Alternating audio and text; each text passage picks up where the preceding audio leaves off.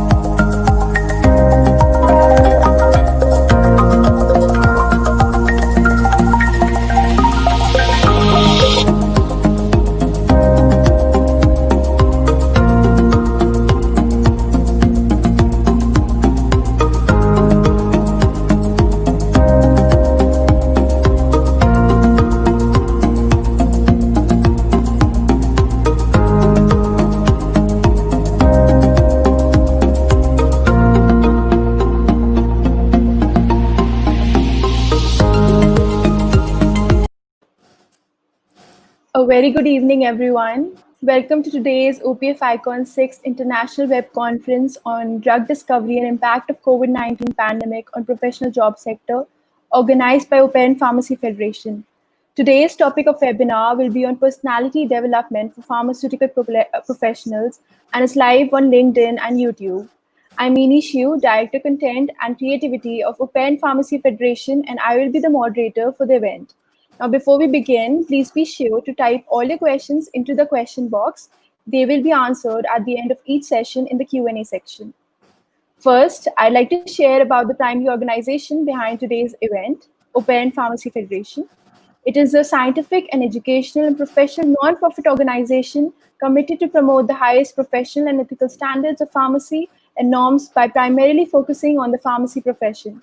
OPF is involved in exploring the different facets of the pharmaceutical industry by supporting the causes and issues related to pharmaceutical education and other health sciences, covering all the major aspects with inspiring vision. Now I request Mr. Vikram Chaudhary, founder and director of Open Pharmacy Federation, to move ahead with the inauguration. A very warm good evening to one and all today present here. I heartily welcome Dr. Zarin Delawar Hussain, CEO Integro Pharma Group Limited, Bangladesh. And I also welcome Professor V. Gopal, Principal Government College of Pharmacy, Pondicherry, who give a valuable time to our audience to speak about on the personality development for the pharmaceutical professionals. I also welcome to all the audience from the across the globe who joining this session live on YouTube as well as LinkedIn. I also thankful to organizing secretary for this OPF Icon 6th International Web Conference, Dr. V.K. Gupta, Director cum Principal, Dreams College of Pharmacy, for valuable support to this conference. I also much sure that our speakers will give a platform to our audience to how to personality can develop in the pharmaceutical profession and what is the basic requirement for the pharmaceutical industry. We have the non-speaker with us from the pharmaceutical industry, Dr. Zarin Delawar, who is CEO of Integro Pharma Limited from Bangladesh. Now, I request to all the audience and join this session till end, and you will be get a large hedge of knowledge to complete this session. Now, thank you everyone to joining this session. Over to Menusi. Now I'd like to call upon respectable Dr. V.K. Gupta, Director cum Principal, Dreams College of Pharmacy, to give his remarks as we begin with today's event. Very good evening to all of you. First of all, I wish all of you will be happy and healthy, especially from COVID-19 pandemic. Respected Mr. Naresh Chauhanji, Chairman, Dreams Group of Institutions, Mr. Vikram Chaudhary, founder and director, Operant Pharmacy Federation, Dr. Zarin Delawar Hussain from Bangladesh, who is also speaker of today, our another speaker, Professor V. Gopalji, participating delegates, staff, students, researchers, industry people. I welcome all to this 3-day international web conference. Really, I feel privileged to have a special guest from Bangladesh, Dr. Zareen Dilawar Hussain, a lady with the immense potential, has excellent work experience in various prestigious positions with different organizations, presently working as CEO of Integro Pharma Group Limited, and Dr. Vinu Gopalji, who is also very dynamic and have been associated with various reputed organizations. I welcome both of the speakers in the opening session of 3-day web conference. I welcome all the participants, intellectuals, academicians, industry people, staff, and students. I must appreciate the efforts by team members of Operant Pharmacy Federation to bring people from all walks of life at the common stage and discuss various crucial topics. I am sure this session is becoming very much interesting and knowledgeable. Once again, I welcome all. Now I over to Mimi. So today, it gives me immense pleasure to introduce the first speaker of the session, Dr. Zareen Hussain, CEO, Integro Pharma Limited, Bangladesh, who is going to talk to us about the personality development for pharmaceutical professionals. Dr. Zareen completed her MBBS in 1989 from Chittagong Medical College. Further, she completed her post-graduation in anesthesiology from Dhaka University. She completed fellowship in cardiothoracic anesthesiology from Scott's Heart Institute and Research Center, New Delhi, India, and completed her basic certification course in pediatric medicine from BSMMU. Professionally, Dr. Zareen Dilawar Hussain is a cardiothoracic anesthesiologist, and her 30 years of incessant learning, dedication, and commitment made her distinctive, well-connected, and confident. From a passion about creating meaningful changes in healthcare management, especially within terminally ill patients, she has played a significant role in advocating palliative care concepts in Bangladesh. Now, she is the General Secretary of Palliative Care Society of Bangladesh and is an iconic first-generation female startup entrepreneur who initiated Invicta Pharma Care Limited for bringing world-hit high-technology pharma products and medical devices in Bangladesh at affordable price. Dr. Zareen is the founder, director, and CEO of Integro Pharma Group Limited, which constitutes of a manufacturing plant of pharma product and distribution unit of world top-class product. Over the last decade, Dr. Zareen has become an influential voice in the country for establishing women empowerment through economic independence of root-level women, gender violence, and child marriage. Dr. Zareen is a committed Zonchian and also the charter president of Zonta Club of Greater Dhaka. Currently, she is the Vice Area Director of Zonta International of Area 2 District 25. She is also a popular media personality who is often anchoring various health-related shows in most of the television channels. Welcome, ma'am. Now, let's begin with the session. So nowadays, the concept of personality development has become quite common as it involves an improvement in all spheres of an individual's life, be it with friends or in workplace. But why exactly is there a need for one to develop personal skills for professional use? Thank you, Vikram, Director of Open Pharmacy Federation, respected Professor Gopal, respected Dr. Vicky Gupta. It is indeed an honor, and I'm so humbled to be here present as a speaker to answer a lot of questions about personality development in pharmaceuticals. And I hope everybody is safe in this pandemic as much as one can stay safe. We are going through unpredictable times, and before even I start, I hope God looks upon us and protects us from this pandemic very soon. So, getting back to your question about personal skills, whether you need personal skills to be developed in professional field. You see, when you go into professional life, when you are joining a professional institute or industry, be it anywhere, pharmaceutical, bank, you are given an interview, right? And you go to the interview. But to start with, your academic life is totally different from the practical life. where your academic life ends, that's where your life starts. That's how I look at it. So to start, the first shock that one gets into professional life is the time bound. When you're studying in a university, you're at your liberty to do classes. You can skip one class, go to the canteen, have tea, and then you don't like the professor, you don't attend that class, you like the next professor, you go and listen to his class. So that flexibility is there. When professionally, you do not have that flexibility. You are time bound. You have to reach there by 9 and you have to come out by 5, if not later. So basically, you are put into a discipline which and this discipline not only discipline in timing but discipline in also dressing up like you're going to a professional field. You cannot wear jeans and sneakers like you did in university. You have to be dressed up properly to go to the office. For men, I know they have to shave, especially when they work in pharmaceutical company. Then you have probably not, that is an atmosphere which is unknown to you, right? So you have to adapt. You are in a shop. You are in a comfort zone in your academic life. You're coming out from the comfort zone. So you have to adapt to the many faces, many people that are coming from different backgrounds. Of course, in university you also have, but then you have a comfort zone. But this is totally not comfortable because everybody is able to go high, and you have to check yourself that whether you are adapting or you're learning fast or everything is monitored because at the entry level, first 6 months, we usually do not give them any assignment. We see and we usually tell them, go to the desk and see what he's doing. We usually give them some liberty to walk around and see what people are doing. But the first thing that you have to develop is to be a quick learner.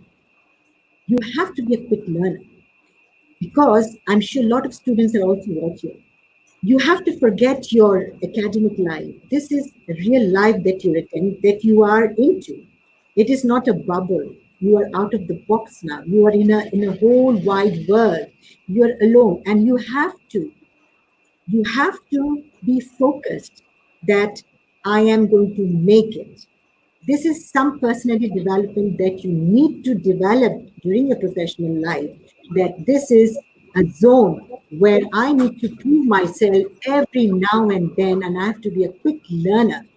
So these are the personal skills that initially you have to develop, and then you have to satisfy your superiors.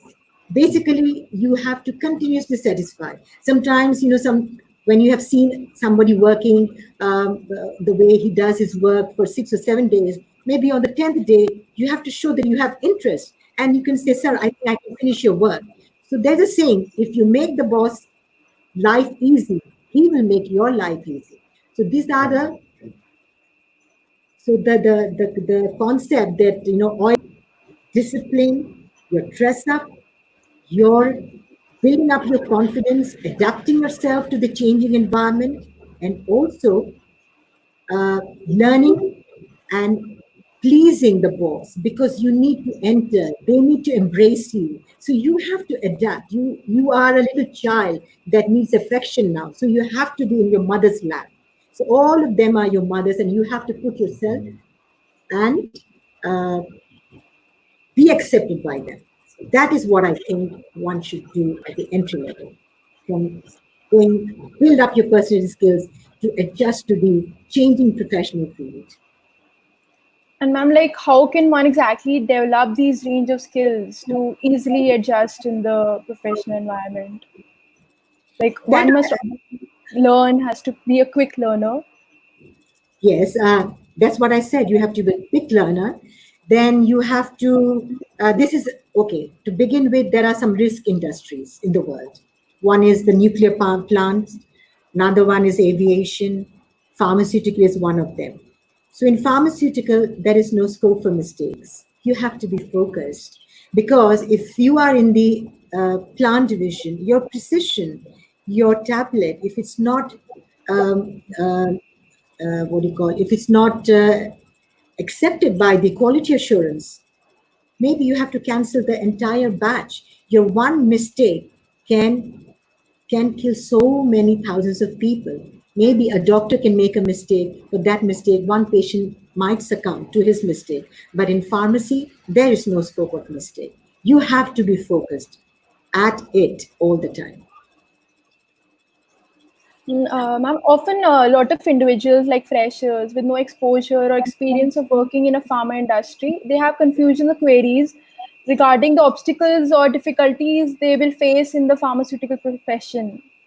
So, a heads up regarding that. Well, there are obstacles because the pharmaceutical goes through a lot of obstacles. Firstly is regulation, the regulatory procedure. Because if you look 10 years behind, even to export any drug to Vietnam or say to Africa, you did not need so many bioequivalence data. Now it has become very strong. Even country like Africa, they want bioequivalence data. So you have to be really at it. You have to know regulation, that what it is to get all these ideas or all these data to sort of fill up this the gap. Now, if I take the pharmaceutical industry as a plant industry and the office as a head office. So let me look at the plant. What does it have? It has a plant manager, and his job is to manage what? Man and machine. He doesn't have to be super talented. He has to know the colloquial language because he's dealing with the production people and the machine. So there is one thing there. You sort of don't need any higher degree person. Now, am I going out of your question? No, ma'am. Are you Little bit, sure? but yeah, yes, ma'am. So you were talking about the obstacles. Yes, ma'am. Like people who often enter, like the freshers who have no idea what they will be, experiencing when they first enter any industry.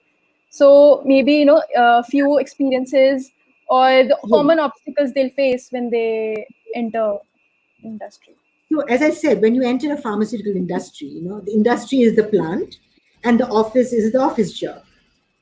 So you are in there for a surprise. You don't know where you fit in.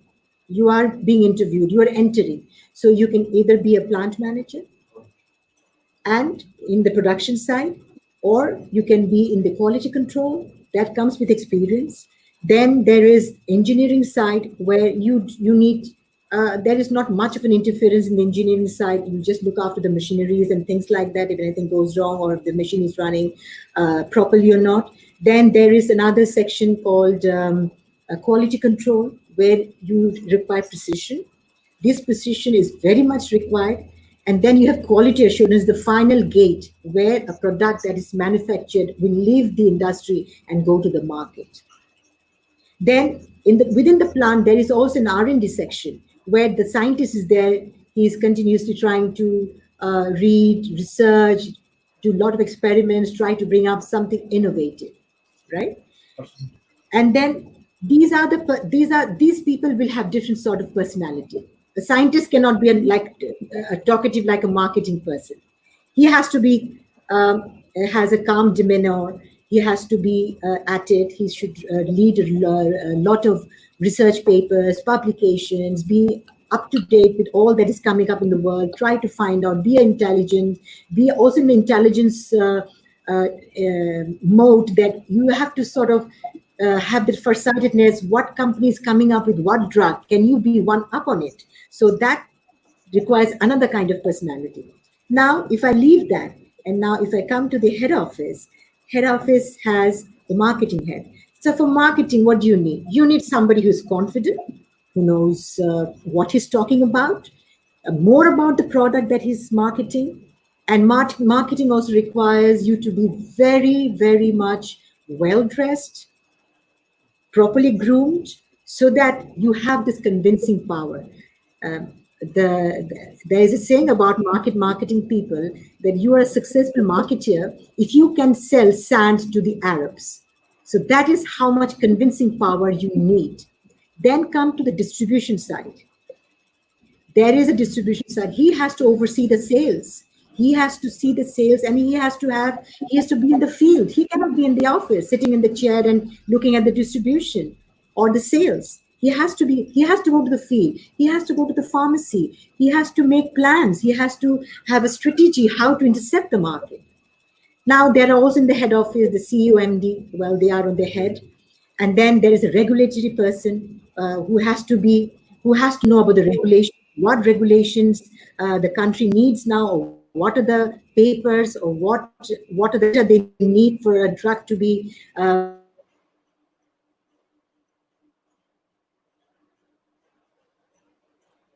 pharmacy. Like if you study pharmacy, you do one particular thing. There are a variety of things you can do as a pharmacist, and you groom up and you think which one you want to do. These are the that you need. Yeah, so it's like different departments in an industry suits different Exactly. personality types. Exactly. And of course, tech savvy, nothing like being tech savvy. That has to be your USP.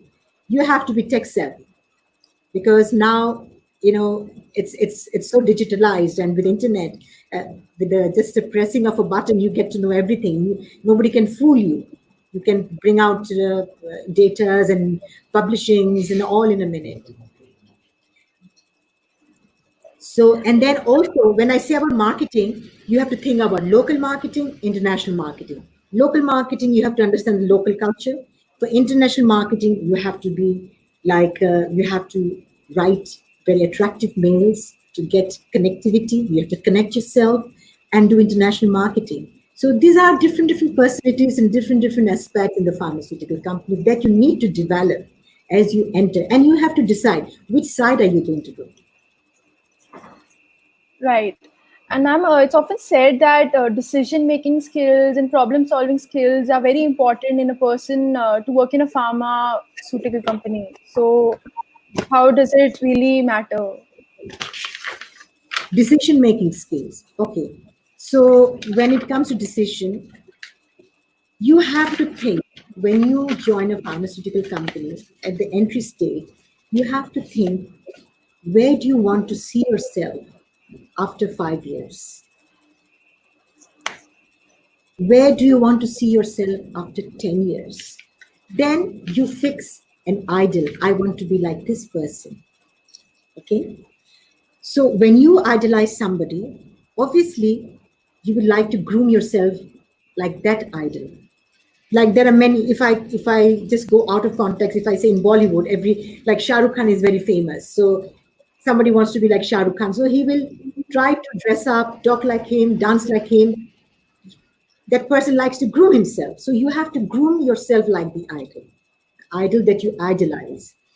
So when you do that, when any problem comes, it is easy for you to put yourself in that position. Say, I am Junior. I personally idolize Kiran Shah Majumdar. I idolize Indrani. So if there is any problem, how will I take decisions? I put myself in their shoes. I see the world through their eyes because it is important, because it is a decision-making skill that I need to do. And I have a story to tell. Let me tell you, because I always like to say stories to make it interesting. So once I heard that Indra Nui's, she has 2 daughters, Madam Indra Nui has 2 daughters, and they were going to private schools. And one of the daughters got a notice from the school that the mother has to visit the school at coffee hours at 10:30 in the morning. So that notice came to Indra Nui's, came to her, and she couldn't go because she had to be in PepsiCo. She was taking decisions. She was making long-term, short-term goals, and she couldn't leave her office. So at night, when she goes back to her house, her daughter is sulking. So what happened? Mom, you didn't come for this meeting, the coffee meeting for the mothers. Then she said, Beta, I'm working. How can I come from the head office? I'm working. I'm the CEO. So next week, another letter comes for her to join the coffee meeting. So again, the same thing happened. But before Indranu went home, she called up the school teacher to find out which are the mothers who couldn't make it for the coffee morning. The teacher gave an entire list who couldn't make it, and they're all working mothers. So when Indranu went home, she said, it's the daughter was sulking, Mom, you didn't, you let me down. I mean, what happened? She said, well, I didn't let you down. There were other girls who were also let down because their mother are working. They're working mothers. They can't go for coffee mornings to the school to see the activities. So you have to prioritize what decision you need to take. You need to put yourself in that situation. So you have to learn from them that if that person would have been in my position, what kind of decision or what kind of things she would prioritize or he would prioritize. So that will become easy. Then you will not think, oh, I am Dr. Zareen. Okay, no, I have to put myself in that position to take a decision. It will become easy. So, like my daughter, like she always has this program in the school, and I can hardly make it because I'm a working mother. It's not possible for me. So she sulks, but then she understands the mother's working. I'm working and I can't make it. So she has stopped bringing those notices to me. So that is why you can solve or take decisions and improve taking decisions by putting yourself in that person's shoes. It will become easier for you. Yes, it's very important to have a role model who you can look up to. Yeah. Yeah, right. So again, earlier, I would like to say the owners of the companies, they were the MD and the chairman. But in the recent years, the trend has changed. Now only professional people come to the front position because owner may be there, but he is hiring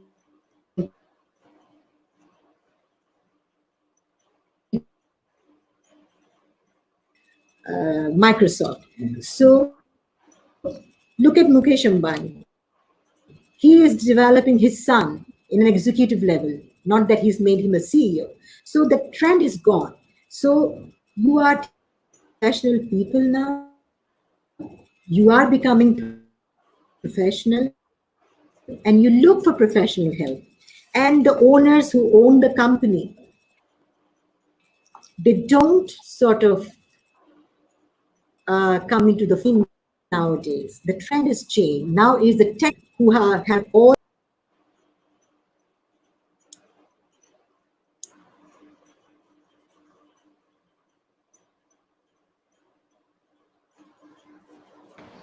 Due to bad connectivity, Dr. Zarin has disconnected.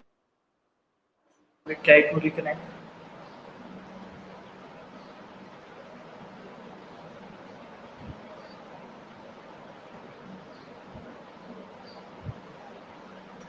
Still, Minusri, you continue the session of Professor V. Gopal.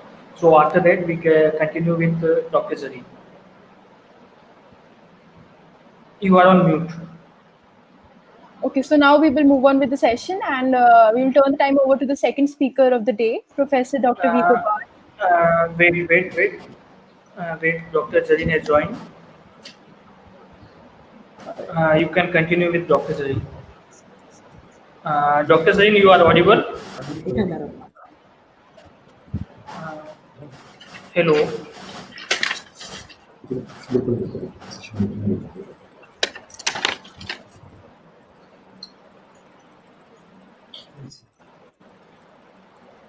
Hello. Yeah, Minu. You can continue with Dr. Zarin. Yes. Ma'am, so I had another question. Like for example, in an interview, what are the key characteristics like do employers usually look for while hiring in a pharmaceutical company? So what is expected from the applicants who are applying for the job in a company?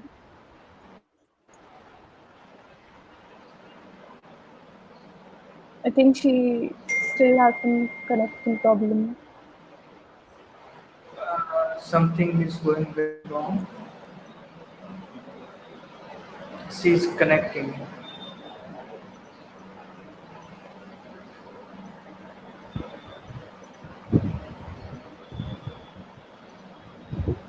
Now I got disconnected.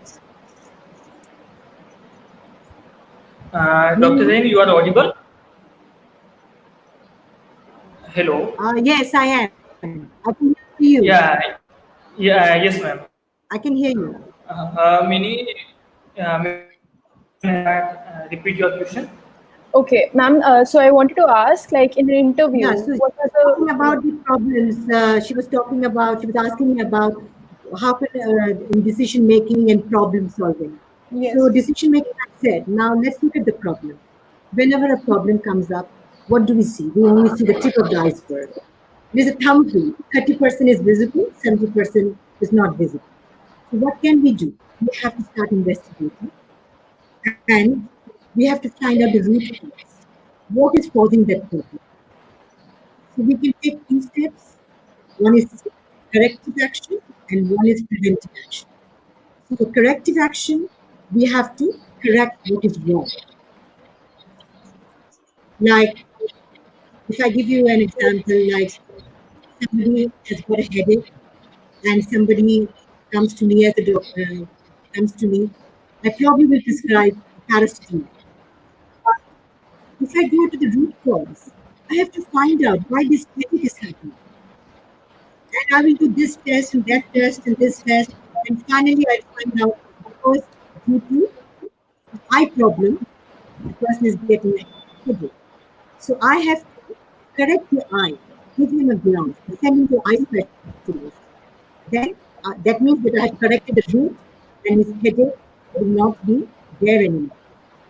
I'm not, in pharmaceutical, there is no such thing as symptom management. You have to go at the root level, to see what the problem is. And go by two methods, correct and prevent. all right. Okay, thank you. And ma'am, like in an interview, what are the characteristics or the type of personality that employers look for while hiring in an industry, pharmaceutical industry? What should you expect, and what qualities should you imbibe to be selected in a company? Okay, I think there's some problem with the connection, Mimi. Can I Yeah, reconnect again? yeah, sure, ma'am. Can you hear me? Yes, ma'am.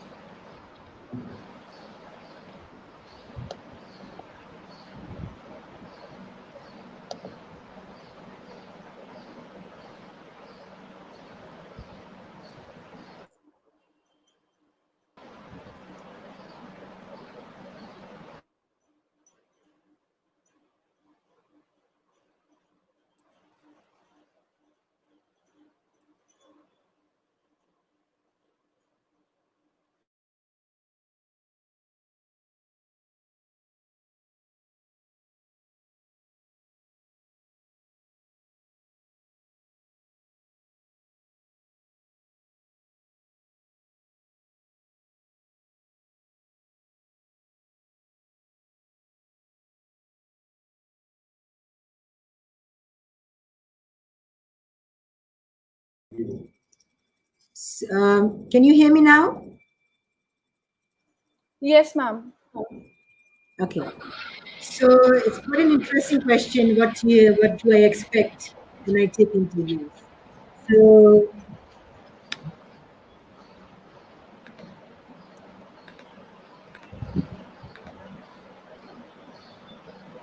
can you see me now? Yes, ma'am. Yeah. So it's quite interesting. Let me divide it into three categories. Entry level, what would I like to see? Somebody just finished, a fresh graduate who's come to join my company. Obviously, when he walks in, I will look at him, how he's working. work confidence level. Then I will see how he greets everybody. I will also see his etiquette. And then I will see, of course, there will be some very basic questions, like if he's a pharmacist, definitely he should be knowing how a tablet is made, the excipients that is required. Some basic questions from pharmacy. Then another thing is hunger for job. Does he really need this job? How thirsty is he for this job? I will try to ask him about his background. If I see that he is son of an industrialist, just wants a job for the sake of a job, I probably will rethink. And I probably see if he's come from a middle background where he needs this job, then I will know that he has hunger. He has this fire burning in him, and I can make him work, and he will excel. So that is what I look into it.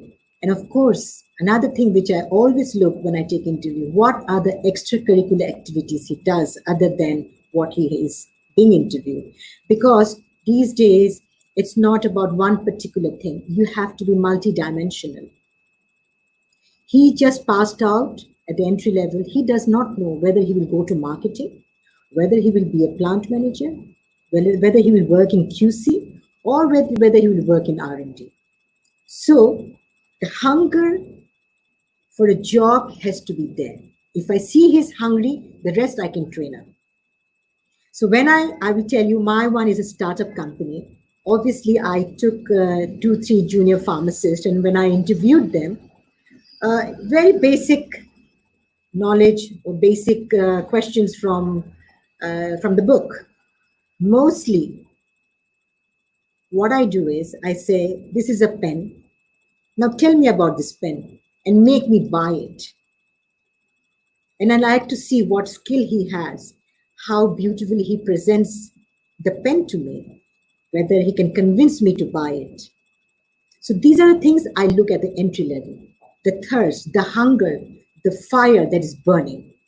Now, if it is a mid-level job, say in the marketing, I would obviously go through his previous CV. I will see his experience. He may say that he has worked 20 years in that company. Now he wants to join my company.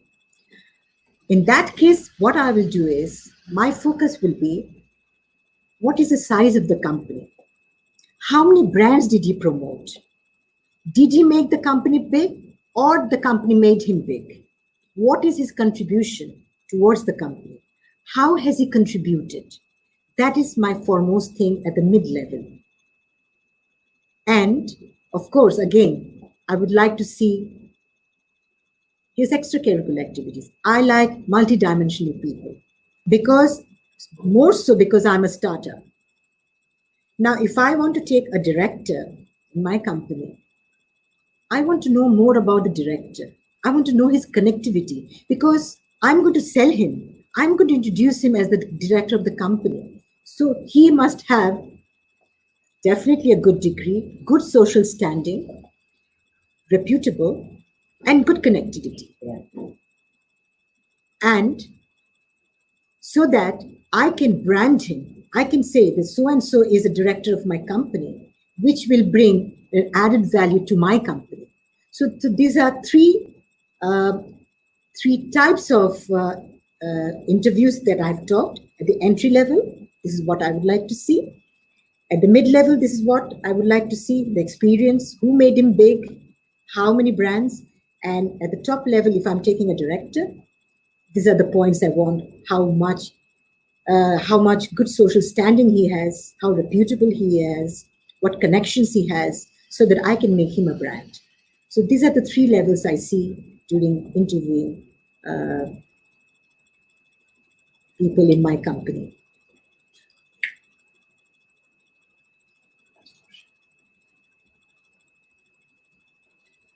Can't hear anything. This one is a more specific question. Like in a workplace, how can one easily persuade and convince their co-workers to see things their way, like without offending them? Okay, it's about a workplace. and you want to get your things done your way without offending others, right? Right. So, you see, in a company, there should be no emotion, no ego. You want something to bring in to your company, you need to have a consensus. There will be difference of opinion. Now, if I give you an example about the latest thing that is going on in Bollywood, because of nepotism, one actor had given his life and another actress is offending others. But what is the goal? No goal has been achieved. And this will be forgotten after a year or a half. Nobody will remember about this nepotism. So, to convince people, you should not kill yourself. You should be in the war and prove you are different. Look at Irfan Khan. He's not a star child. Look at Nawazish Khan. He's not a star son or anything. He just came from nowhere. And will India ever have another Irfan Khan? No, because he has this USP. He made or he groomed himself to be noticed, and we all cried for him. Though we did not see him for the last 20 years, he was there only for the last 10 years of the film industry. Likewise, in a company, say, I will tell you an interesting story. I faced this problem very recently. You see me wearing this badge. It's called Air Doctor. I always wear this in this pandemic. Okay, this Air Doctor is a Japanese innovative technology. So when I wanted to bring that from Japan, my other colleagues said, no, it will not run because there is already a product called Virus Shutoff, which is available in the country. It's all over the Facebook, all over the social media. This stands no chance. But I know this is not like a fake thing. This is not something which I want rickshaw pullers to use it. I want premium. This is the premium product. The corporates, the white collar industry people should use it, go to the office and give themselves another layer of protection. So what did I do? I gathered a lot of publications, a lot of scientific papers. I talked to the CEO of the company in Japan, and I was studying about it for the last 2 months. And I gave all these publications, all the studies to my colleagues, to the investors, the gentleman who's the investor, the stakeholders, that I'm going to bring this product and there's no emotion, there is no ego. You go through it. If you are convinced, let's all sit, talk, and finalize. So everything has to be science and evidence based. So the way I gave all the information, believe me, in 5 days' time, everybody agreed to bring this premier badge called Air Doctor Portable, which is a Japanese innovative technology for a second layer of protection. Now they talk about protection. First layer is you protect yourself from mask and this. Now you need to protect the environment. So for that, I brought in this product and I have entered the market with this. So it's all evidence-based. It's all science-based. So if you can prove that you are right with science and data, I don't think anybody will be offended. And you can get through it. I mean, it is not a Herculean job. You always have to remember that you should, whatever you're trying to promote, you should have the most knowledge. Because if you do not have the most knowledge, or if you're not at it, if your subordinate or if your junior colleagues know that I know less, then they can take me for a ride. So I have to be always one up. Then what am I bringing? How much am I confident? How much can I market it? I have to be at it, and I have to know the market. I have to do all that study. So if I give it to the distribution team, he will come and say, oh, madam, for this, we need the operational cost 20%. But I have to see from other pharmaceutical companies, when they introduce, how much is the distribution cost? Or how much are the operational costs to introduce a new product? And accordingly, I will say, no, I cannot spend 30% for distribution or sales. 20% is what I want, and this is how much I'm going to spend. And within that framework, you have to work. So there will always be some friction, but healthy conflict is better. It is always good to have conflict with the marketing head, with the sales director. Good to have conflict with the QC, quality assurance with the QC, because there also everybody has to be one up on the other. So these are called healthy competition. I don't call them as a conflict. This is the healthy competition, which is good for the growth of a company. You have to let go of your ego. As the MD or CEO, I can make mistakes, and you have to come and prove it to me that I've made a mistake. Then I will be convinced, yes, I've made a mistake. But you have to prove it scientifically, not because somebody who is a director who is older than me, but I'm junior, but still I'm the MD and CEO. You have to prove everything scientifically to me. So if you prove anything scientifically, you will pass through without offending. So that's how the industry runs. I don't know if anyone will agree with me. So that's how I look. That's how I'm doing a startup, and I'm introducing new branded products which are FDA approved at affordable prices.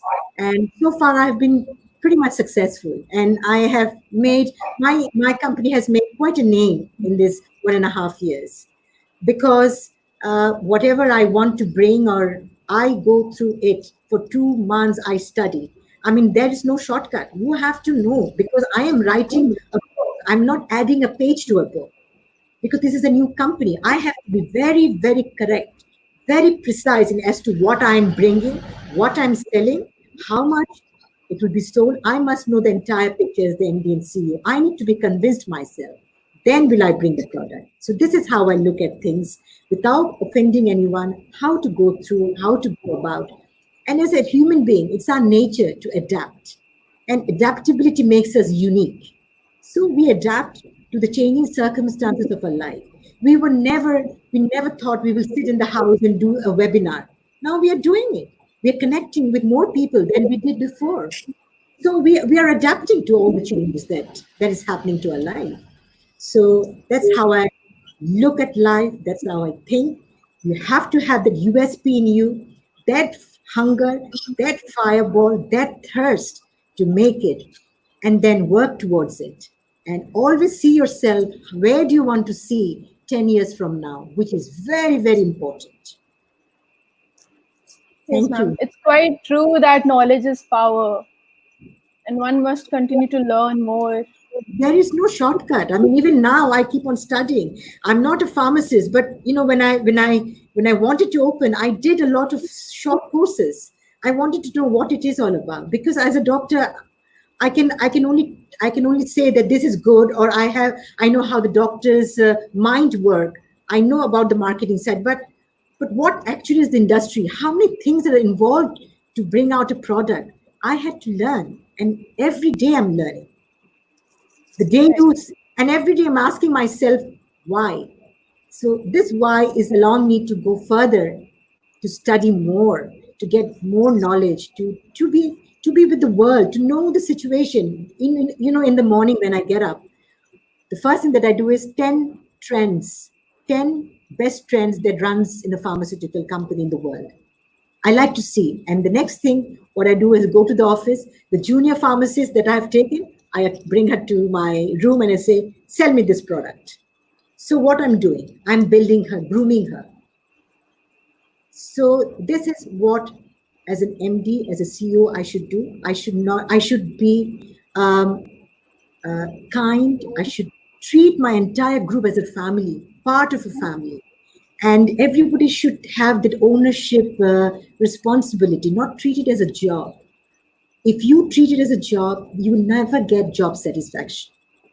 A job has to be treated as though you own it. So that's how I treat my colleagues. I embrace them as my family. We are one big family. Every day a new person comes, I said, you are included in my family. You are my family. So this is, in short, my my little success story that I can share with you. This is what I've said is all from my personal experience. Yes, ma'am. It's really inspiring to learn about your story. So I'll move on ahead with the participants' questions. There are a few, and one of them has asked that how to maintain professional relationship with everyone and how to connect well with others. Okay, to connect professionally, you have to be professionally sound. If you are not professionally sound, how can you connect professionally? You have to know what you are doing. You have to know what the gentleman is doing, other profession is doing. That way you can connect professionally. You can change ideas. And another thing you asked, what was that? And how to maintain professional relationship. Maintaining professional relationship is always to live in harmony with your colleagues. Live in harmony. Don't go into friction, because out of friction you cannot bring out anything. Live in harmony. Right. And you know what? Overall, your personality has to change when you enter the professional field, because you have to be level-headed. You have to be cool. You have to sleep over a problem. Don't react immediately. Sleep over a problem. Next day, think about it, and you will come with a solution. That's true. And what qualities are required to overcome errors? I told you this is a risk industry. If you talk about pharmaceutical industry, I would say the scope of mistake or error is nearly zero. You cannot make any mistake. You have to be precise. So that will allow you, if you are precise, can you become precise? You have to be focused. If you are focused, you cannot make any error. You have to be precise. You can't make any errors. If you think that why one error will kill thousands, definitely you have to be focused. You will think, no, I'm a responsible person. This is a risk industry. Jemon, if I say about a pilot cannot afford to make a mistake. If he makes a little bit of mistake, the plane will crash. Likewise, the pharmaceutical industry is also a risk industry. So if you make errors, yes, at entry level you can, but when you lead a particular division, the chance or the scope of making error is very, very less. Another participant has asked, which job is better for an introvert in pharmaceuticals? Introvert means it's behind the office, where you don't have to deal with an introvert cannot be a marketing person at all. He cannot be in distribution. He cannot be in sales. He can be in R&D, where he doesn't need to talk much. His brain will do all the talking. And he'll be there in the lab doing all kind of experiments. So for an introvert, an R&D job is suitable for an introvert. Next question is, how can a company play a role in personality development of their employee? Okay. So it's like when through the entry level, as I said earlier, when you take somebody at the entry level, for the first 6 months, that person is not given any assignment. He's allowed to learn. He's allowed to see what are the things that other people are doing in the desk. So within the 6 months time, he has to learn fast. So that is how you develop. At that 6 months is your developing period. And there is what I would like to say is there is no end to developing yourself. There is no end to grooming yourself. Do you think I would have been in this webinar talking if I had not groomed myself for that? I had to groom. It's not like inborn. I can talk in front of 20 people or 30 people. I groomed myself. I brought in that confidence within me. And I can talk in front of 100 people. I don't need any script today because I have done my homework in my mind. And I've done it so many times. So, but for a company, yes, a company, when a person enters a company, it is the job of everybody, all the colleagues, to help, to embrace, to make the atmosphere congenial so that the younger colleague who has entered is at first likes going to the office, not taking it as a stress. Oh my God, I have to go to the office and face so many people. No. Then with professional training, they will gradually learn the skills and they will keep on grooming themselves from time to time. This is how, because we have professional trainings. Yes. And another thing is also, which I would like to say is also empathy is also an important thing, because if you do not have empathy in you, you will not be able to solve any problem, because you have to see from a third eye. If you have to put yourself in that person's shoes without going for any conflict and see how he sees the world. So that empathy has to be there in everyone.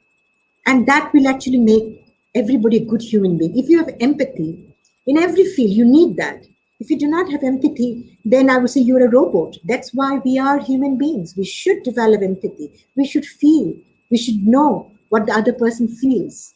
That is very important. Yes, ma'am. That's like the basic and the most differentiating factor that's between humans and robots. All right. I guess that's all the questions. We've covered all, I think. Thank you, Dr. Zareen, for intelligently and calmly attending to all the questions. So Thank you let's so move much. ahead with the session. And coming over to the second speaker of the day, Dr. V. Gopal. Professor Dr. V. Gopal is the principal of the College of Pharmacy and Registrar Academic of Mother Teresa Postgraduate and Research Institute of Health Sciences, a government of Puducherry institution. He is heading the Department of Pharmacognosy and is in charge of IU's drug testing lab. With 27 years of teaching experience, he has wonderfully handled classes at all levels of pharmacy education, DPharm, BPharm, MPharm, and PhD. Additionally, 21 scholars have been awarded PhD under his brilliant guidance. He has published 138 research papers and one book and filed 3 patents. He is the chairman of the Board of Studies in Pharmacy of Pondicherry University, a central university. He is also a member of the Central Council, Education Regulations Committee, and Committee for Curbing the Menace of Ragging of the Pharmacy Council of India. An eminent member of the All India Board of Pharmacy Education, of the All India Council of Technical Education. He has also served as question paper setter, vetting committee member, approving committee member, and resource person of the national level exam, Graduate Pharmacy Aptitude Test, conducted by National Testing Agent and AICTE. He has been the chairman of the Indian Red Cross Society, Puducherry branch for the past 8 years and served the nation managing body of the IRCS for 2 terms. A total of 225 lectures in national and international conferences, workshops, seminars, and symposiums have been delivered by him. Moreover, he has also conducted 400 awareness talks and talks on moral science in All India Radio, Doordarshan, cable TV, and other medias. 14 national conferences have been organized by him, and his area of specialization is standardization of Indian system of medicine formulations. A very warm welcome, sir. I request you Thank to you. kindly proceed with the seminar. Thank you.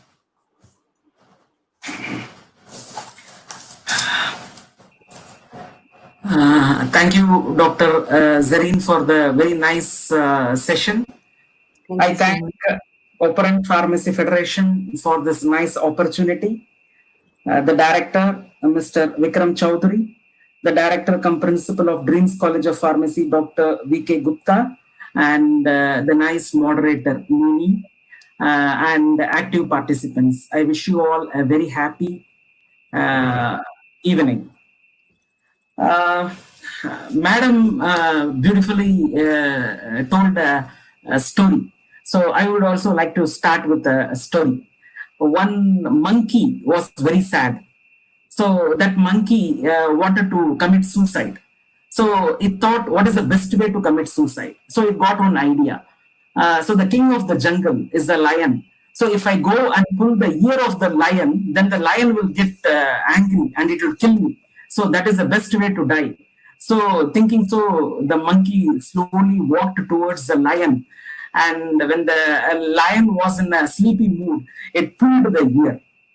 It was anticipating that the lion will become very angry and it will immediately give a slap and kill the monkey. But the lion slowly turned back and looked at the monkey and said, "What is this? What are you doing?"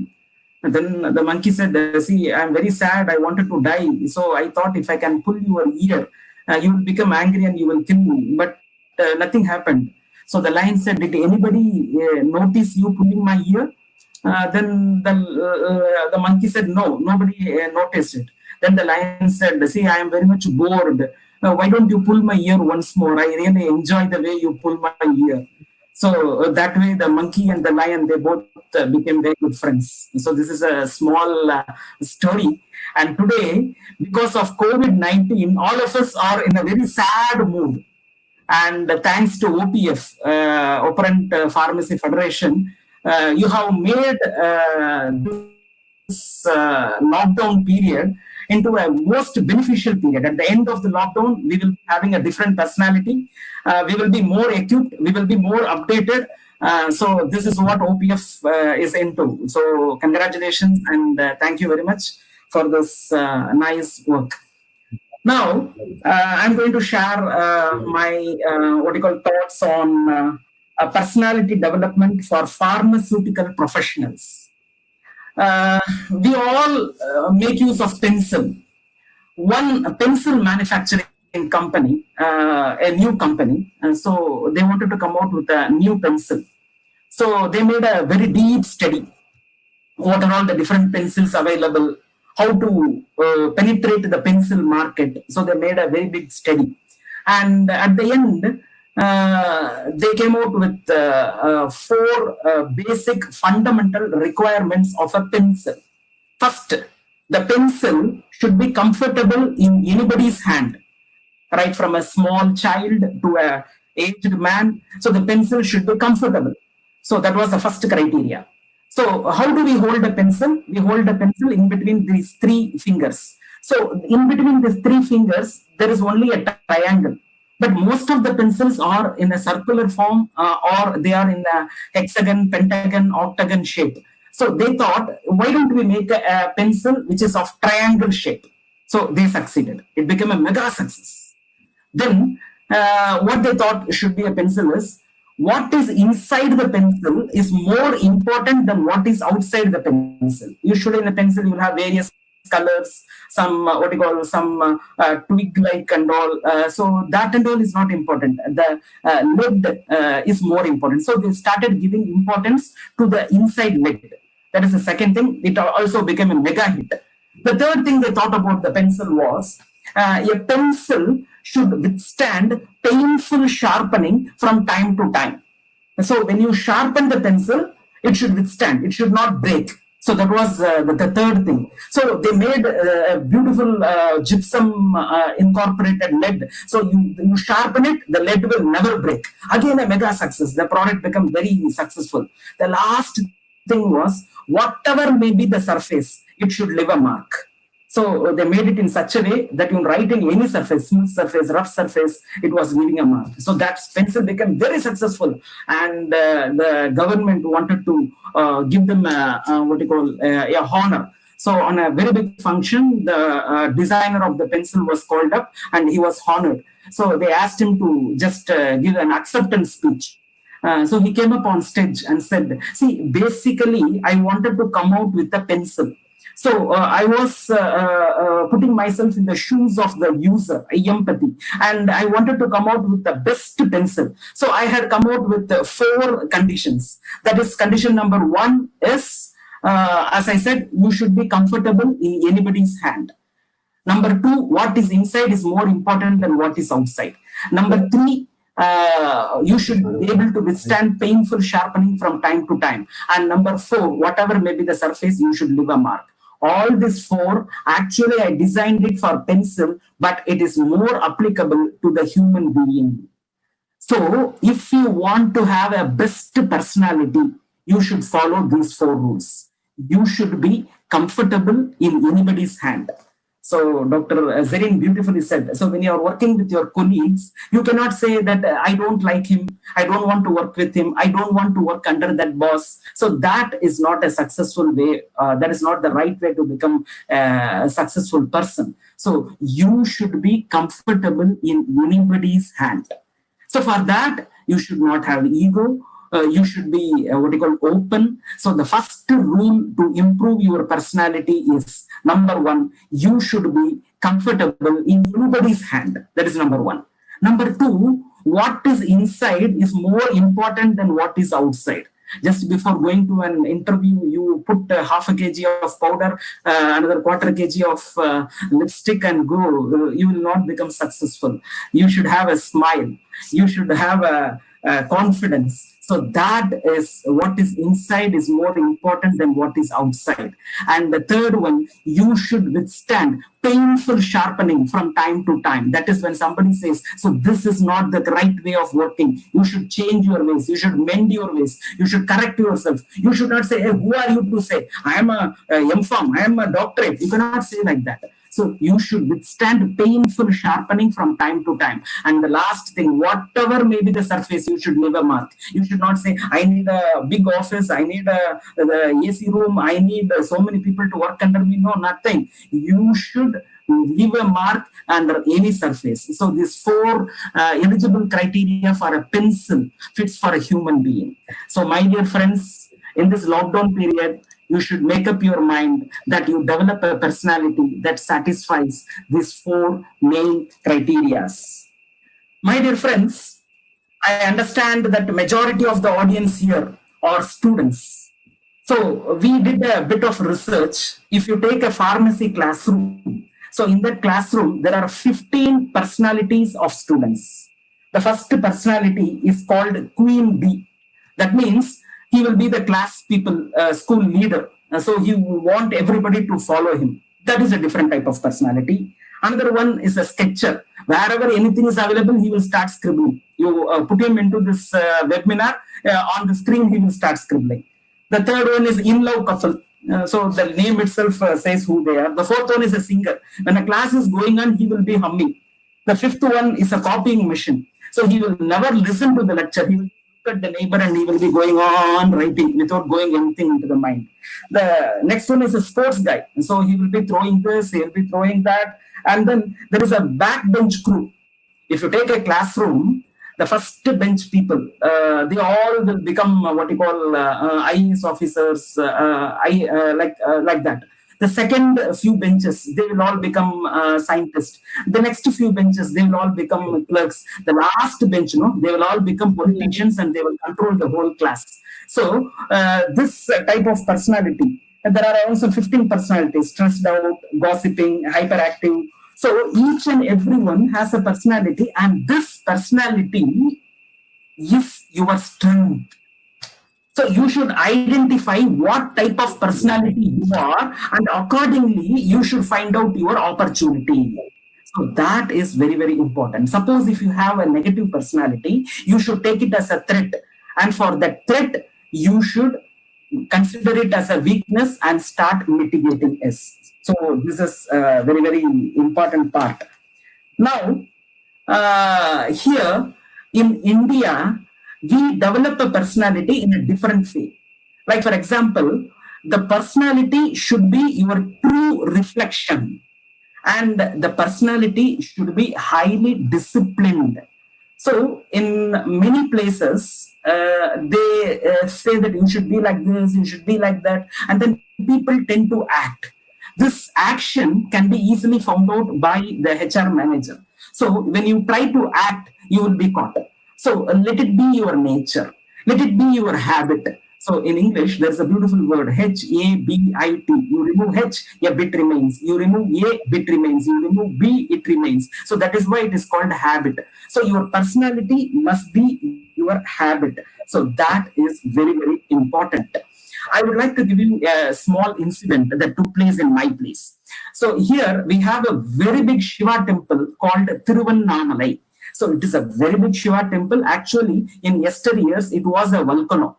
It was a dead volcano. And so people still did remember that volcano. And on the top of the hill, they go and they have a very big lamp. A lamp in the sense, a lamp that will be burning day in and day out for nearly 11 days. So that is a very big function, and people like all Hindus, going to Mecca, going to Jerusalem, like that. It is a religious duty to go to this Tiruvannamalai place once in their lifetime, and especially on this day where they light the lamp. So that used to be a fully crowded place, and in 1 year there was a break of cholera. So they had made an announcement that anybody who is coming from that cholera zone will not be permitted into Tiruvannamalai. Now, people were walking from a long distance, and in the entrance of Tiruvannamalai, they were stopped and they were asked, "Where are you from?" So if you say you are from that cholera zone, you will not be permitted to enter into the temple.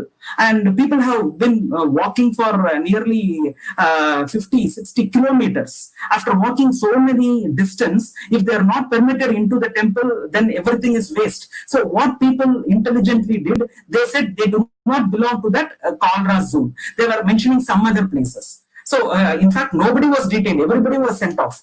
And one sincere personality, he said, "Yes, I belong to the cholera zone," and he was stopped. Everybody went, who came along with him, they said, "We don't belong to that zone," and then they went inside, but this person was stopped. So he felt very bad, but he wanted to be true. So he said, "No, nothing doing. I am from the cholera zone. So if I go in, I will contaminate the entire area. So it is better I remain here. I will remain here and worship the God." So he was detained outside the Tiruvannamalai zone, and he was not permitted to enter into the temple. He was placed there. And all other people, they went, had a nice darshan, and they all came back. The chief priest, he then asked the people who are monitoring that area, how many people are from the containment zone, that is cholera containment zone. They said, "Sir, so far nobody has come, only one person has come." So the priest said, "How can that be?" Because the cholera containment zone is a very large zone. From there, many people would have come there. But we didn't have a mechanism to stop that. We then asked them a simple question: "Are you from the containment zone?" And most obviously, everybody has lied. But one person has been very truthful. So for being very truthful, we should not punish him. In fact, we should award him.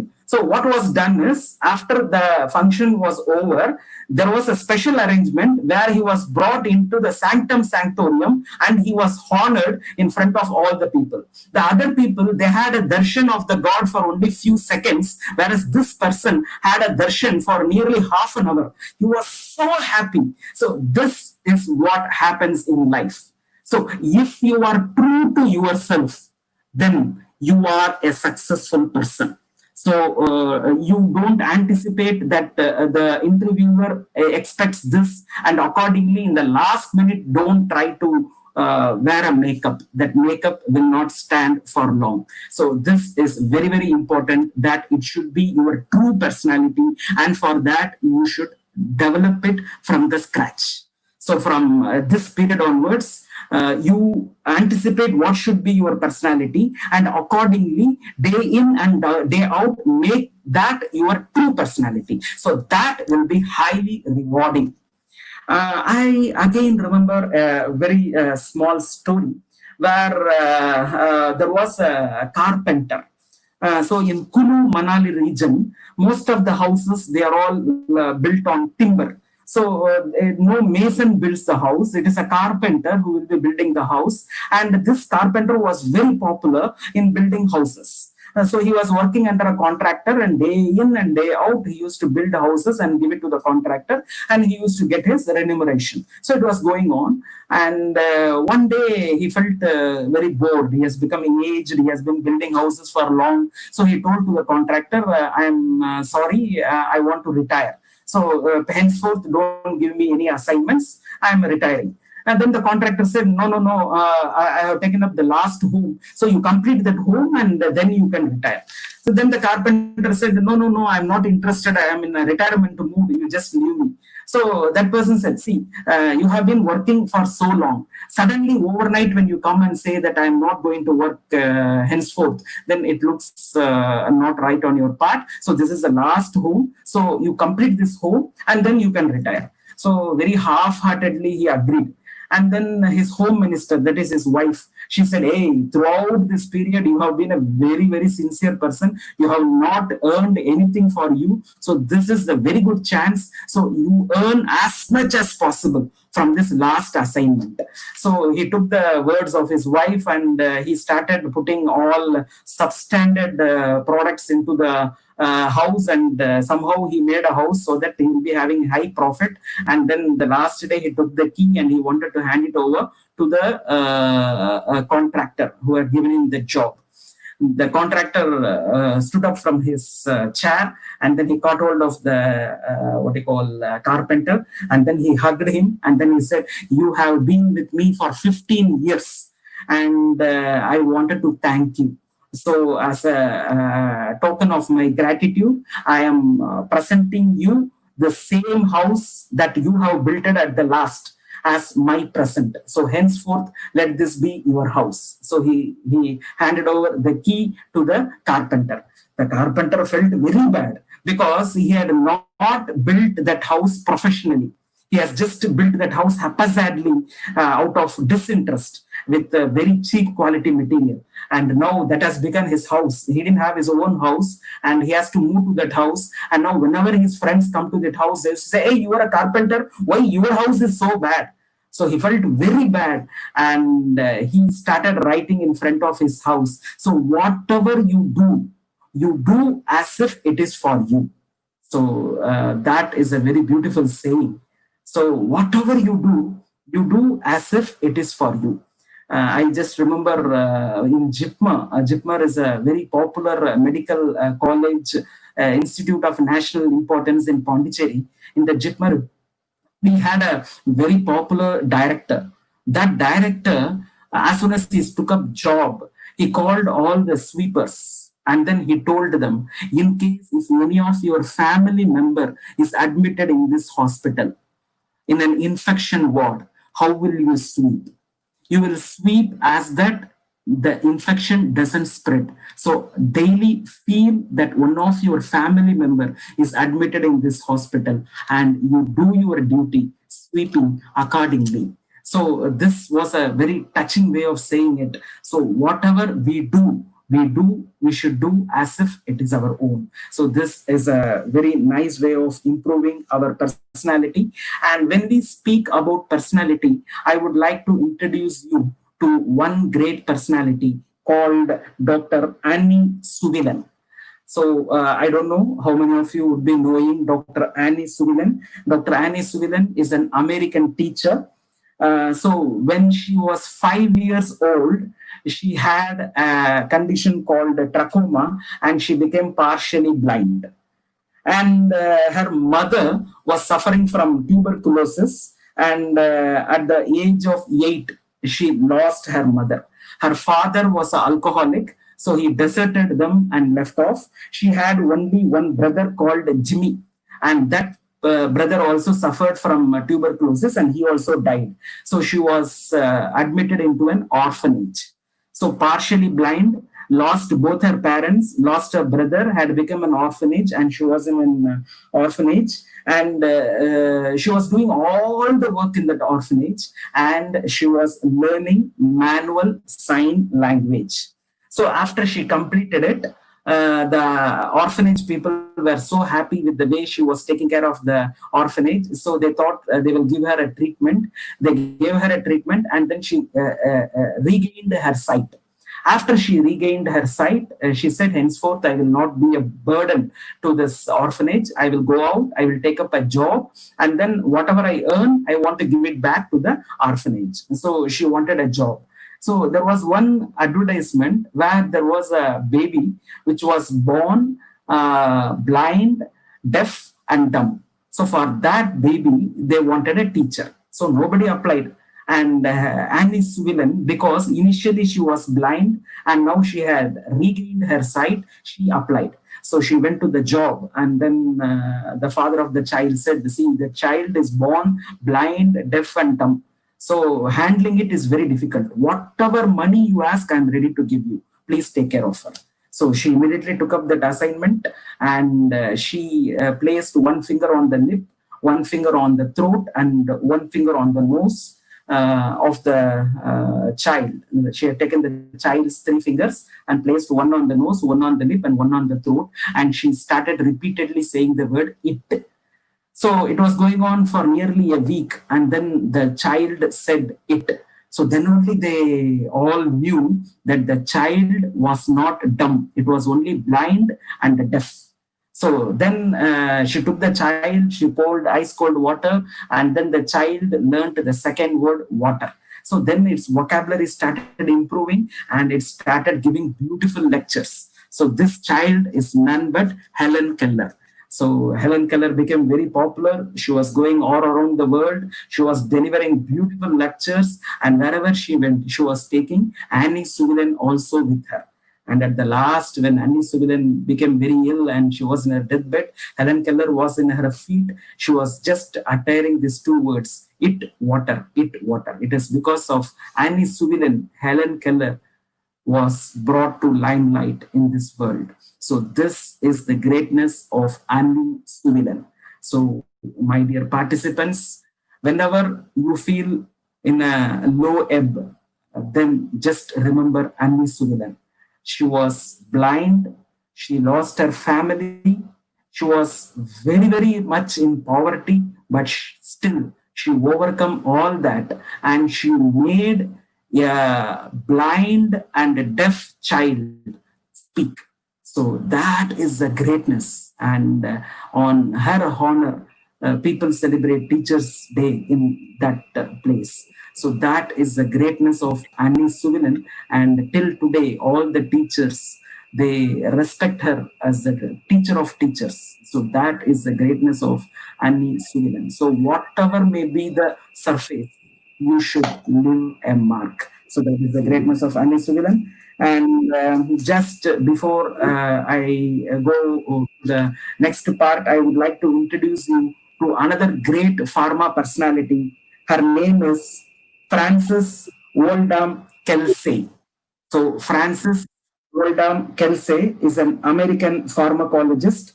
She took up her job as a reviewer in US FDA, Food Drug Administration of the United States. Her first assignment was a dossier. A pharma company had applied to US FDA that they wanted to introduce a product that was very much successful in other countries, which was a sleeping pill, and especially it is for pregnant women to overcome morning after sickness. So Kelsey's first assignment, so she went through it and then she said that the toxicity studies have not been done properly, so we will reject it. But everybody said, see, you are a junior and this company is such a reputed company, so we cannot right away reject like that. So they went through it and said, no, everything is proper, you should give the approval. But Frances Oldham Kelsey said, no, nothing doing. I don't find it in proper place, so I will not do it. So she was suspended, and one more person was put in that place. She had to take up legal methods to overcome that. She had to leave her family because of the pressure exerted by the pharma company. And then she also met with an accident. She was bankrupt. In spite of all that, she pursued it to see that the product doesn't enter into America. So everything went on, and at that time it was the great John F. Kennedy, who was the president of America, and this president has awarded the President's Award for Distinguished Federal Civilian Service to Frances Oldham Kelsey, and in that he has mentioned that all the children of America have been saved from this dreaded drug thalidomide. So in Great Britain and in Germany, more than 40,000 children have been affected. But none of the children in America have been affected because of Kelsey Frances Oldham. And all the mothers of America, they were paying the respects to this Kelsey Frances Oldham. So that is the personality that we pharma people should inculcate. So my dear participants, the first assignment of Kelsey, she was so confident on her subject that whatever comes on the way, the decision that I have taken will be the final. So this confidence, this knowledge, this clear heart, this personality to serve. So this is the true personality that is required for all the pharmacists. So we will all have such a beautiful personality. So I have introduced you to the great personality Annie Sullivan. The second is the role model I have given is Francis Oldham Kelsey. And the third role model I wanted to give to you is MJ. So MJ, you all know, is Michael Jordan. If volleyball is popular throughout the world, it is because of this great personality, Michael Jordan. Michael Jordan is a successful person in all fields. You take sports, he is very successful. You take philanthropy, he is a best philanthropist. You take marketing, his product MJ, his brand MJ, is ultimate success. You take business, he is successful. You take selling, he is successful. You take statesmanship, he is successful. You take any field, he is very successful. And in one of the media, I learned that how he developed this personality. So after his schooling, he came back home and his schooling was over. He has finished his schooling. So as soon as he was in a boarding school, so when he came back home after a long period, he just threw his luggage and he wanted to enjoy. But his father called him and he said, the education of the school is over. Now it is my education. I wanted to build your personality. So Michael Jordan said, okay, what should I do? So his father took him to the kitchen and there his mother's old apron was there. He said, take that apron. He took that apron and then he gave him a scissors. He said, you cut that apron into 4 pieces. So he cut that apron into 4 pieces. He placed the 4 pieces on the kitchen table. He said, take the first piece. He took it. And then he said, you will have to sell it for $2. Then MJ, Michael Jordan asked, who will buy this dirty cloth for $2? Nobody will buy it. His father said, nothing doing. By tomorrow evening, the same time at 5 p.m., you will have to sell it for $2. Then only I will be feeding you. Otherwise, I am sorry. So Michael Jordan was just taken back. How to sell this dirty cloth for $2? Who will buy it? But he had no other alternative. He took the cloth, he went to the neighbor and then he said, excuse me, I am Michael Jordan. I am having a cloth. Will you buy this for $2? That fellow said, are you an idiot? Who will buy this dirty cloth for $2? Get lost. So he tried all the houses in that row. Nobody purchased this cloth. He was very sad and then it was dark. He didn't know where to go. There was a park. So he went to the park and he slept in the bench. The whole night he was in the park thinking how to sell that dirty cloth for $2. In the early morning, many people were going for a walk, jogging, running. They were all having their morning walk, morning exercise. So he woke up and he was looking at everybody. There was a very posh car and one old man got out from the car. The car was a very posh, rich car, but the car was very dirty. So Michael Jordan got an idea. With that cloth, he ran very fast to him and said, happy morning, sir. So that person said, yes, happy morning. My name is Michael Jordan. Oh, thank you. Then he said, sir, your car is very beautiful, but it is very dirty. So that owner said, I have been driving for a long period, so it is dirty. So Michael Jordan said, sir, if you permit me, I will clean your car for free. But on one condition, you have to buy this cloth for $2. If you buy this cloth for $2, with that cloth, I will clean the entire car and then I will wash this cloth and I will keep it in your car so that you can use it again for cleaning the car. So that owner said, oh, $2 is nothing for me. I agree to this proposal. He was very happy. So he said, sir, you finish your morning walk, I will finish my duty. So he took the cloth and then he wiped the car clean and then he washed the cloth and then he dried it and then he placed it in the car and he was waiting for that old man to come back. The old man came back and saw his car that was very clean. So he was very happy. He gave him $2. He took the $2 and he was running to his home. Father, I have sold the first piece of cloth for $2. His father was very happy. He said, very good. You place it there. You take up the second cloth. By tomorrow evening, 5 o'clock, you have to sell the second cloth for $20. So MJ was very much disturbed. How can I sell the dirty cloth for $20? But he thought, okay, as for now, I have learned something in selling. So tomorrow we will think about it. So that day night, he took a nice rest. Next day morning, he started thinking how to sell the second dirty cloth for $20. He took a newspaper and he was just going through the newspaper. There was one advertisement of a maternity hospital. So as soon as he read that advertisement, he immediately started running towards the maternity hospital, and there was a visiting hours between 4:30 and 6. So in that visiting hours, he ran there and he was looking at all the audience, and one rich lady was just coming. So he ran in front of the rich lady and said, "Excuse me, madam, this is a maternity hospital. You have come here to see a new baby." That madam said, "Yes, but you have not taken any gift for the baby." Oh, she said, "Yes, yes, I'm sorry, I have not got any gift." Then Michael Jordan said, "Here, there are no gift shops, but I am having a cloth that is a cotton cloth, so it can be used as a baby wipe. So if you wish, I can pack it beautifully and give it as a present. You can give it to the baby. It will be very much useful to the baby."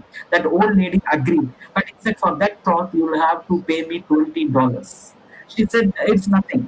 So immediately he went, he washed that cloth, he ironed that cloth, he made it decorative, he packed it in a beautiful paper, and then he made a beautiful label, and then he gave it to that lady, and that lady gave him $20. He was very happy that he had sold the second piece of cloth for $20. He came running back to his father, and then he gave the $20, and then he said, "I will now take the third piece of cloth and I will sell it for $200." His father said, "Yes, you are in the right path."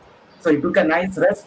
The third day, he wanted to sell it for $200. He was thinking how to sell it. He went for a walk, and there one beggar was drawing a beautiful picture of Jesus Christ on the floor, and he was sitting near it asking for alms. So he went and sat with the beggar, and he said, "I have a piece of cloth. Can you draw the same picture of Jesus Christ on this cloth?" He said, "Okay, but you should pay me." He said, "Not now.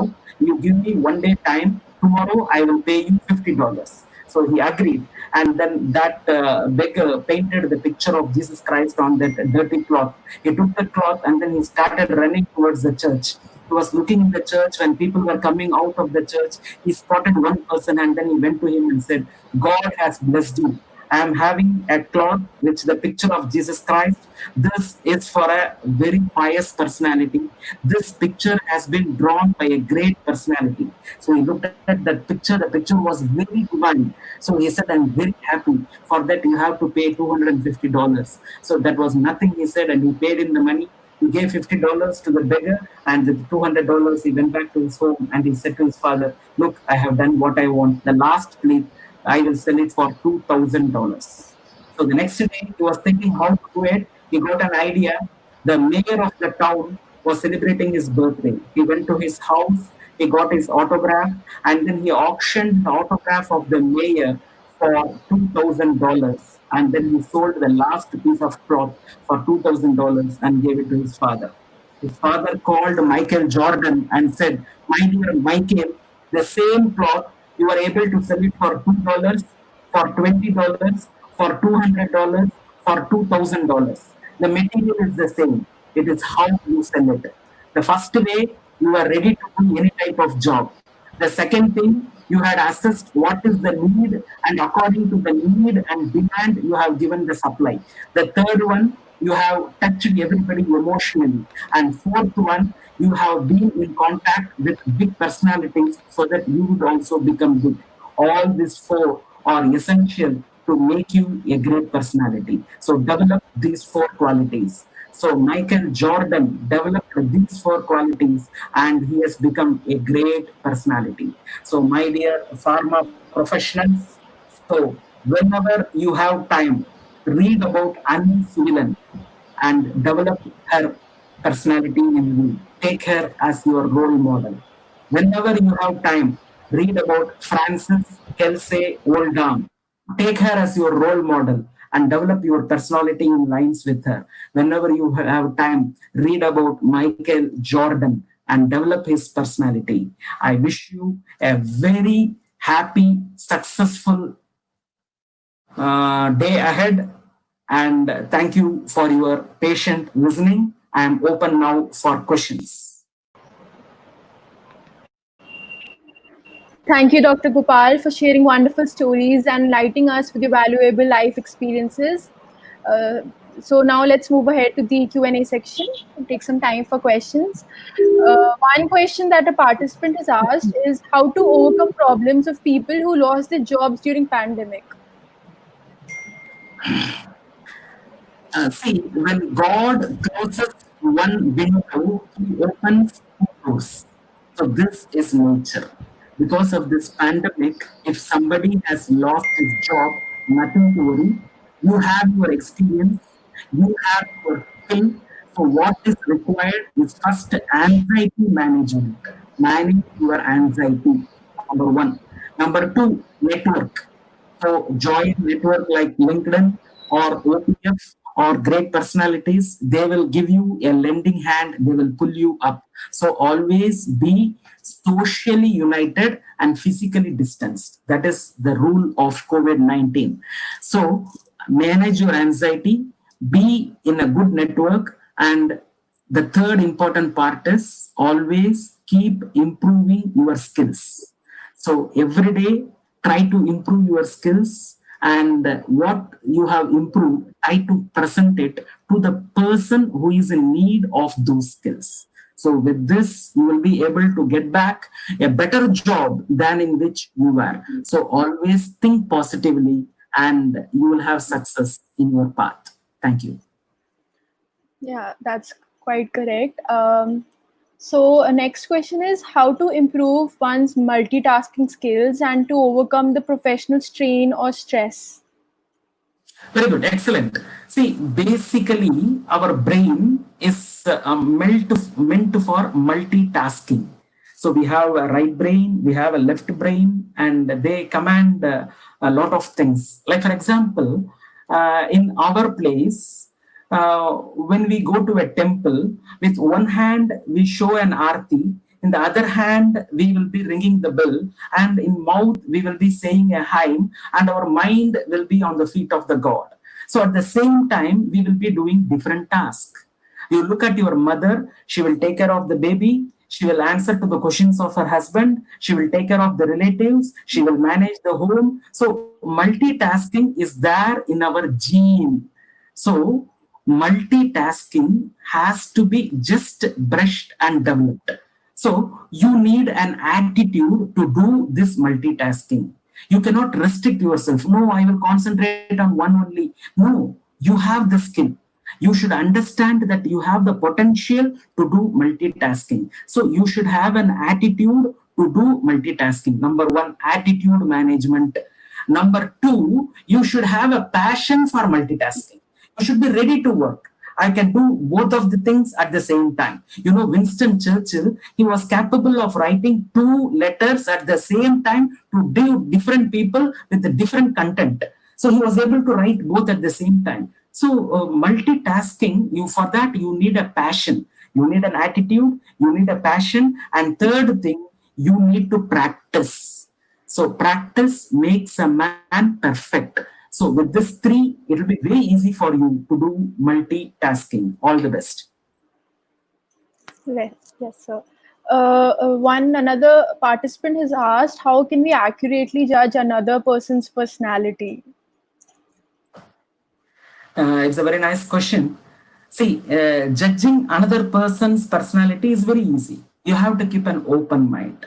Keep your eyes open, ears open, mind open, and then look at him. So when you look at him, your brain will start thinking all your past interactions with him. And when you just think over it again and again, your brain will form a clear picture of his personality. So his past experiences with you, how you have been interacting with him, all that will become a logical flow, and you will know what type of personality he is. And that comes only with experience. So you need to observe. So we have a very popular magazine in Tamil Nadu called Vigadan. So in that magazine, they want the youth reporters.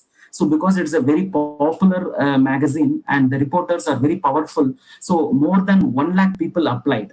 And there was a small communication mistake, and for all of them, only one interview day was posted. So they didn't know how to overcome that. So the chief editor, he made a beautiful arrangement. In the office, there was an entrance and there was an exit. All the 1 lakh people were made to enter through the entry door and exit through the exit door, and there was no overlapping. They have to just to come in. A single question was asked: what is the tree in front of my office? So out of the 1 lakh people, only 10 people answered what was the tree in front of the office, and all the 10 were appointed. So here observation is very, very important. So you need to observe. So that is very important. So when you observe, you can easily find out the other people's personality. And for observation, you should keep your eyes open, ears open, mind open, and you should not be led by distractions. So overcome distractions and be open. You can understand anybody's personality with experience. Thank you. Okay, this just came in. One participant has asked how to stop overthinking. It's a very nice question. So, see, thinking is a process that goes on. And when you don't feel that your thinking is growing in the right direction, then you think you are overthinking. So, overthinking can be easily stopped by meditation. So, there is a continuous thought process going in your mind. In between one thought and another thought, there will be a gap. You start concentrating on the gap in between two thoughts. So slowly that gap in between thoughts will widen, and you will come to a stage where you will think nothing. So that is an excellent place for meditation. So meditate on that gap where your brain will rest, and afterwards it will become rejuvenated and it will act excellently. You will have beautiful thinking after that. So that meditation will help you overcome not overthinking, but hazardous thinking, haphazard thinking, and make your thinking in the right perspective. All the best. Yes, sir. All right. It seems we've covered all of our questions for today. Now I request Honorable Mr. Vikram Chaudhary to share a few words in today's session. Thank you so much, Dr. V. Gopal and Dr. Zarin Delawar Hussain, who shared a very rich knowledge of personality development for the pharmaceutical professionals, and they give a very brief to about people's how they can develop their personalities and the field of pharmaceutical profession, and they how can improve their skills by using the personality development, and they how can secure their jobs in pharmaceutical industry. I once again thanks to Dr. Zarin ma'am, who give the very busy time to our audience from her very busy schedule. And I also thank to Dr. V. Gopal, who also give time to our audience in very constant time schedule. I thank each and everyone who joined this session whole time. Now over to Minushi. Yes, sir. Thank you everyone for attending today's session. We have also scheduled our next webinar tomorrow and day after tomorrow, and we hope to see you again. Thank you so much for having me. As you can see, I'm rushing to another meeting. It was really, really informative, Professor Gopalji. It was nice to hear from you with a story, because I like to hear stories more. I shared my experience, you shared yours. It was a very interactive session. Thank you, Vikram. Thank you, Operant Pharmacy Federation, for arranging this and making it a lively session. I mean, we are not bored at all. Thank you very much, madam. Thank you so Your much. interview was very informative. Thank you very much. I thank Vikram Chaudhary sir and also Dr. V.K. Gupta sir for this nice organization, mini beautiful coordination. So it was pleasure being with you all. Have a great day. Thank you. Yeah, all of you have a great day. Thank you so much.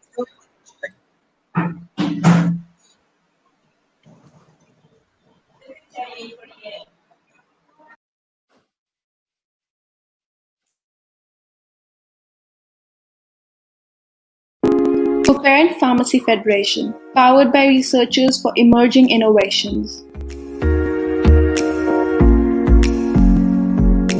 Hi, I'm Meeni Shiv, Director Content and Creativity of OPFiCON Pharmacy Federation.